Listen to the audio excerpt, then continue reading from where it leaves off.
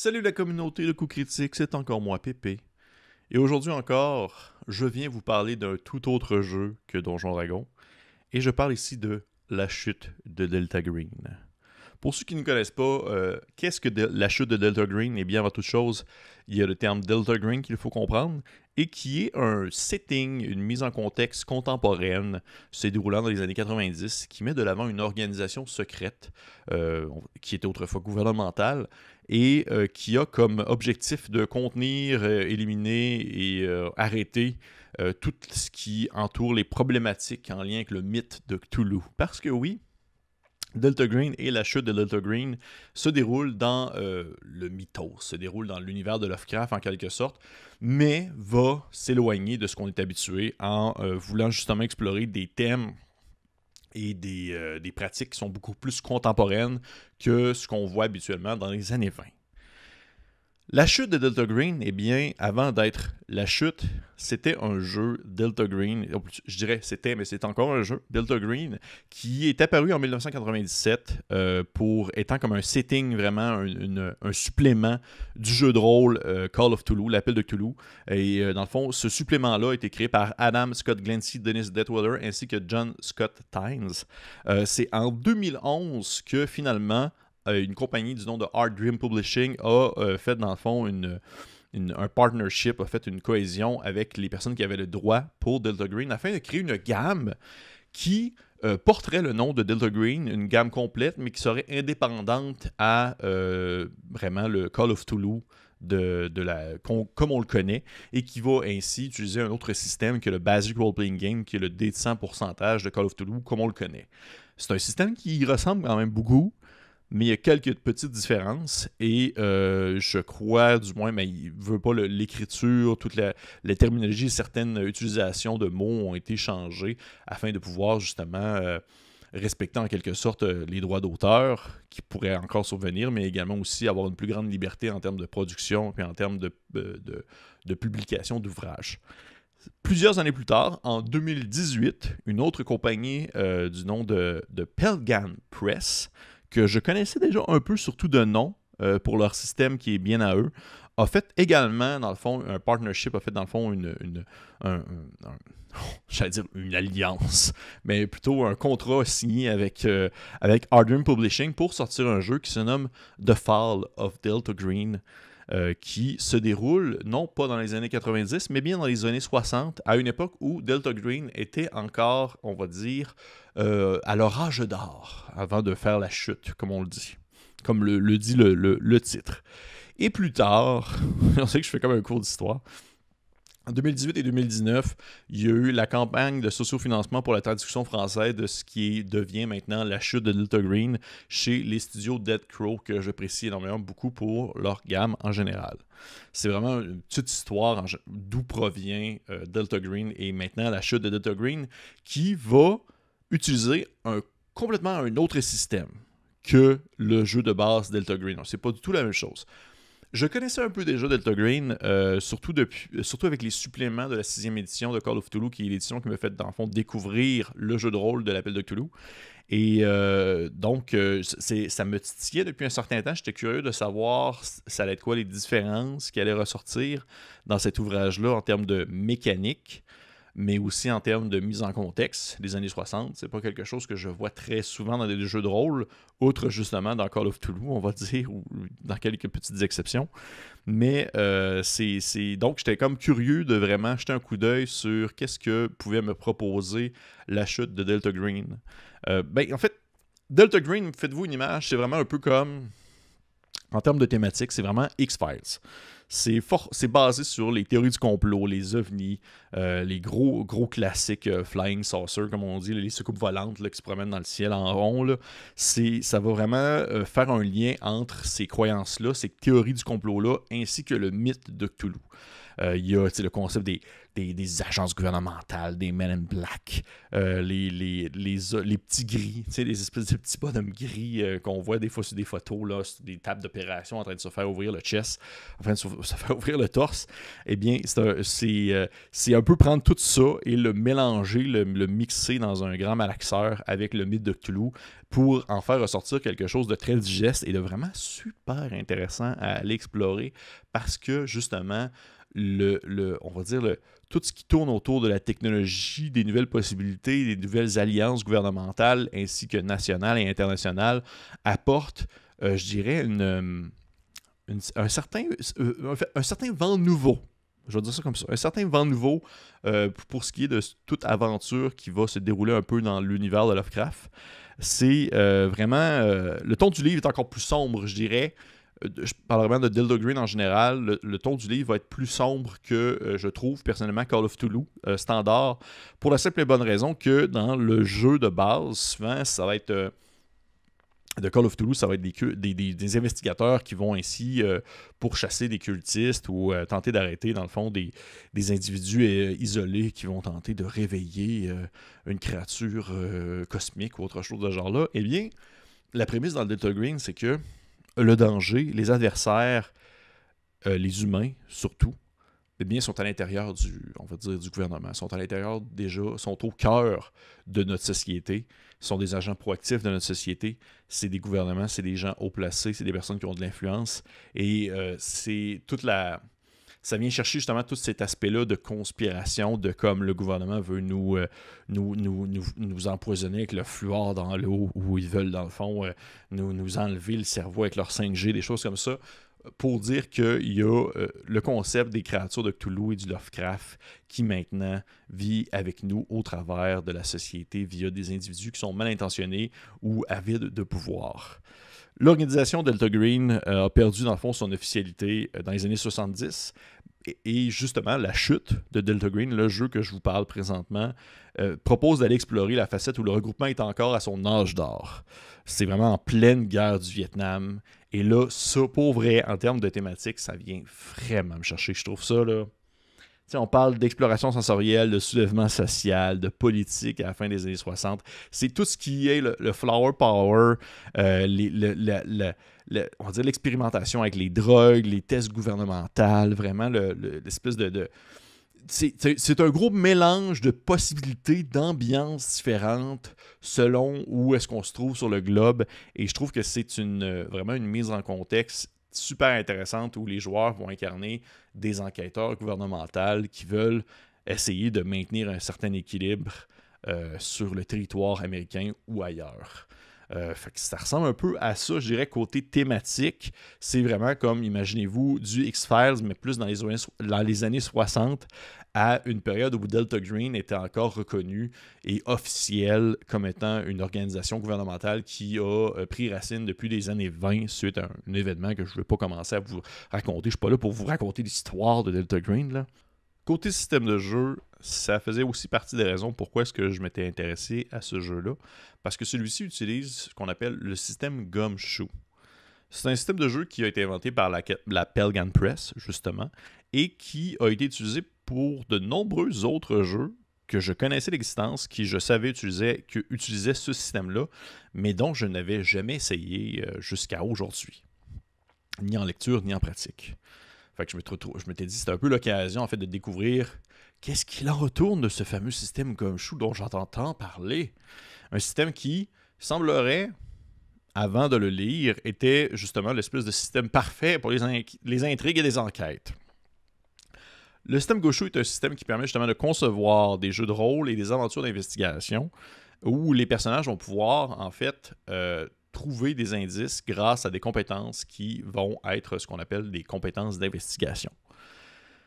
Les compétences d'investigation font en sorte que les personnages vont progresser d'une scène à l'autre et ils vont pouvoir trouver des indices qui vont se trouver dans les scènes de manière automatique s'ils ont justement la compétence qui est associée à l'indice.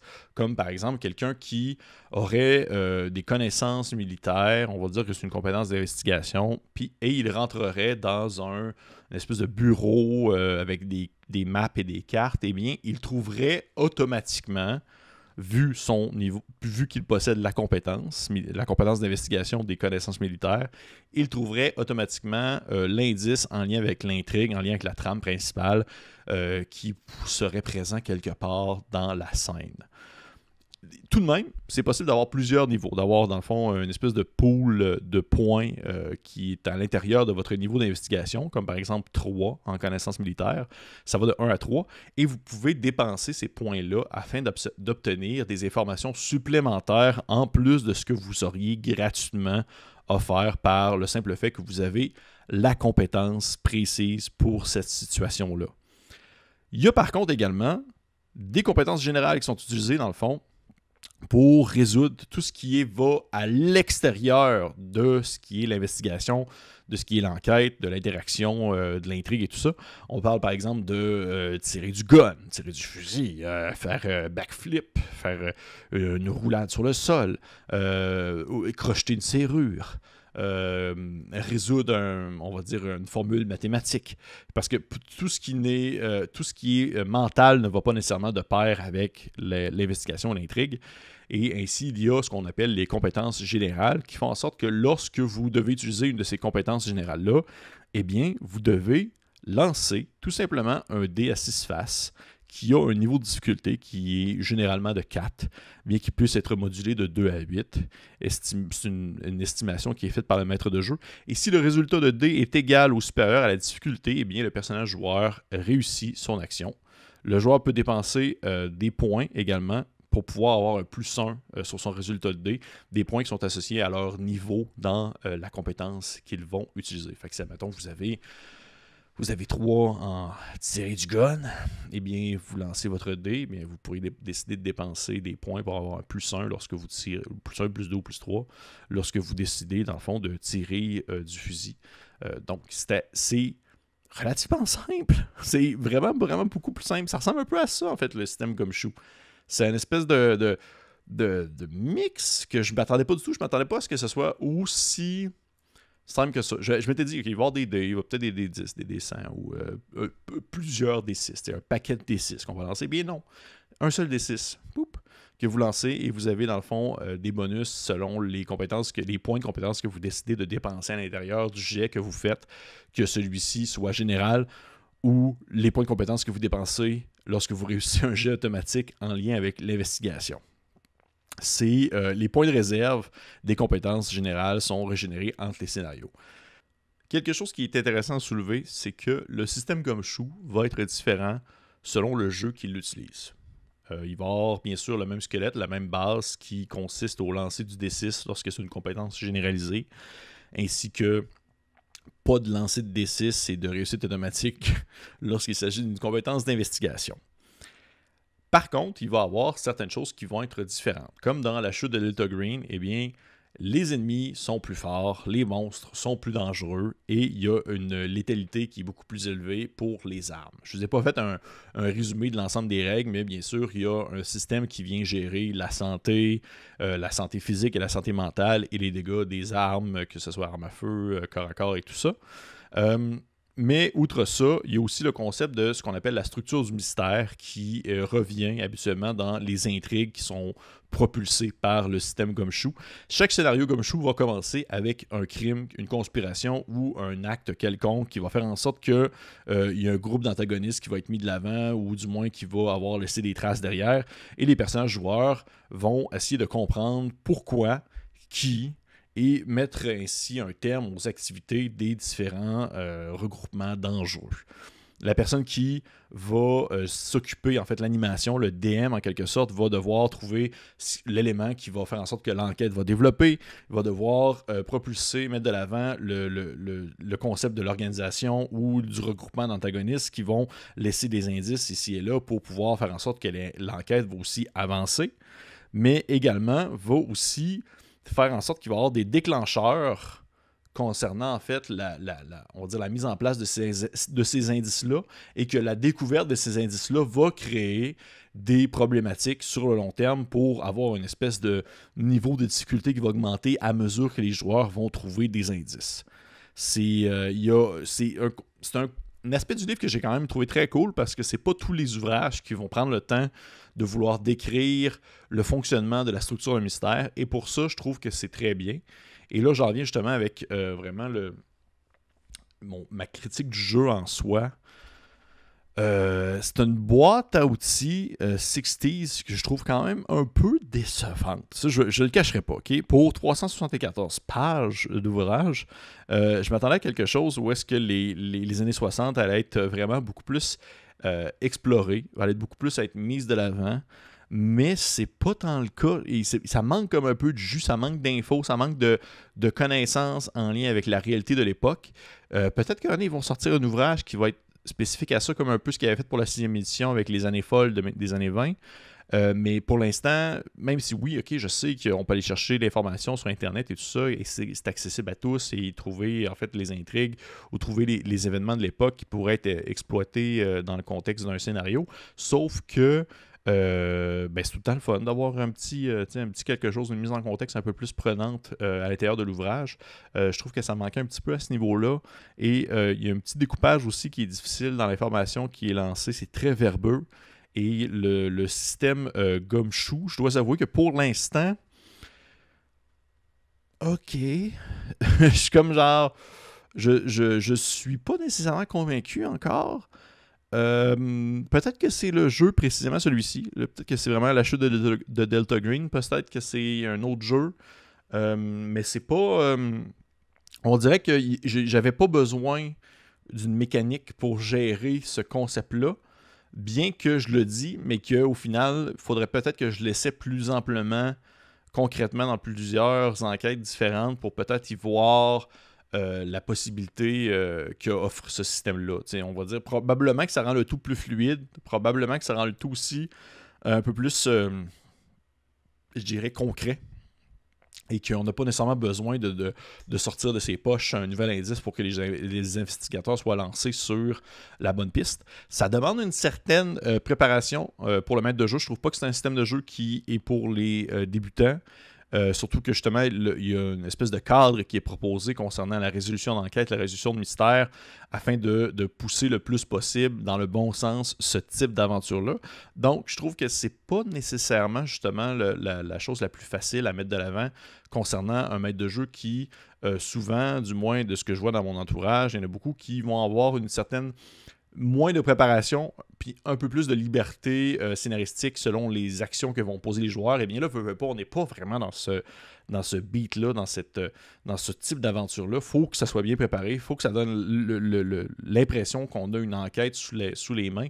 Et je comprends l'intérêt de ce système-là dans ce contexte-là, sauf que on dirait que je ne suis pas nécessairement encore tant convaincu du plus-value que va m'apporter le système Gumshoe dans mes intrigues que moi je vais mettre de l'avant dans mes parties. Il faudrait vraiment que je l'essaye.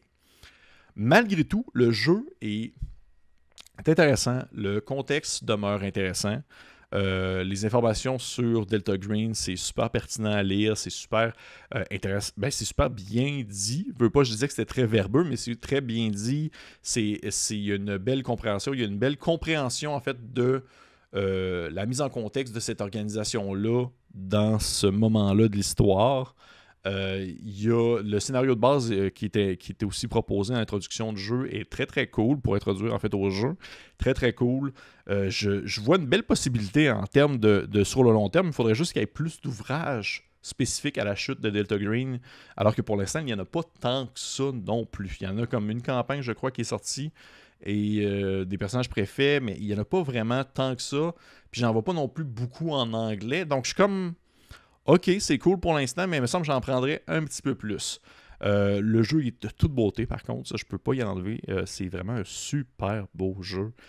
Coloré, flyé, un peu justement flower power, c'est barres, et ça fait très différent de ce qu'on est habitué en termes même Delta Green qui est plus froid, un peu plus frigide on va dire, et aussi Call of Cthulhu qui va aller dans le sombre, puis dangereux, mais là, des couleurs flyées, des couleurs pastel, puis il y a des images, des dessins de soldats au Vietnam qui marchent dans le bout, puis c'est difficile sous le soleil éclatant qui vient fouetter sur leur tête. Je trouve qu'il y a une belle concordance qui vient se faire entre le visuel et les propos dans l'ouvrage. Je pense que je pense que je serais curieux quand même de l'essayer. Je serais curieux de jeter mon dévolu sur ce genre-là, puis d'essayer le système, parce que j'aime beaucoup l'appel de Cthulhu, j'aime beaucoup Delta Green. Donc, je serais curieux de voir la chute de Delta Green dans une époque où, justement, l'organisation était encore à son pinacle. Et même si, au final, j'aurais pas eu besoin de cet ouvrage-là pour pouvoir m'imaginer ou du moins mettre en pratique ce type d'ambiance-là, eh bien, de simplement savoir que ça existe puis d'y avoir accès en PDF, en français, sur DriveThruRPG, vous pouvez l'acheter en français, eh bien, je trouve ça intéressant comme, on va dire, comme possibilité. Puis ça vient fournir des idées, puis ça vient fournir, veux pas, une certaine, on va dire, ça vient donner du jus pour pouvoir visiter spécifiquement les années 60 dans le contexte du mythe de Cthulhu au sein d'une organisation gouvernementale qui a encore, dans le fond, toutes ses plumes. On va dire ça comme ça. Fait que ouais, ça ressemble à ça. Gumshoe existe d'autres jeux. Je serais vraiment curieux. Je vais probablement regarder d'autres jeux qui utilisent également ce système-là. Je sais que Time Watch, qui est comme un jeu de voyage temporel. Il y a également Trail of Cthulhu qui va utiliser aussi ça. Il y a, je pense que de Yellow King. Bref, un autre jeu aussi en lien avec le mythe aussi qui va utiliser ce système-là. Mais chacun d'entre eux a leur petite spécificité. Mais est-ce que c'est vraiment si marquant que ça? Je ne sais pas encore. Je vais le découvrir dans les prochains temps. Je trouvais ça intéressant de venir vous présenter quelque chose qui va aller s'éloigner de l'OSR, quelque chose que je vais souvent parler sur la chaîne. Donc, je voulais aller voir d'autres vents et d'autres marées. Et je regrette pas. Non, pas du tout. Pas du tout. Et moi-même, je vous le conseille. Allez voir si ça peut vous intéresser. Si vous aimez l'appel de Cthulhu, si vous êtes curieux de voir, on va dire, une période historique sous un regard, justement, poulpesque, différent de ce qu'on est habitué avec les années 20, eh bien, je vous conseille d'aller voir la chute de Delta Green et peut-être même que vous allez découvrir un système qui va vous être peut-être plus approprié pour vous, contrairement au basic role-playing game, le dessin qui est utilisé pour l'appel de Cthulhu, que je trouve personnellement pas tant hot non plus. Donc, ça ressemble un peu à ça. Fait que j'espère que vous avez apprécié. Pour ma part, je suis très content tout de même de vous l'avoir montré.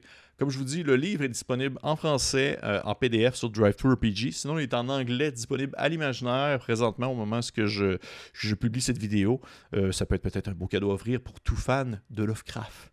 Et concernant ceci, je vais peut-être éventuellement faire une critique du jeu de rôle Delta Green qui va être très différent de la chute. Mais ça va être pour une autre fois. Merci encore beaucoup. Je vous conseille de liker, partager, commenter. Vous pouvez bien sûr aller voir sur notre Patreon s'il y a des choses qui vous intéressent. Et sur ce, messieurs, dames, on se dit...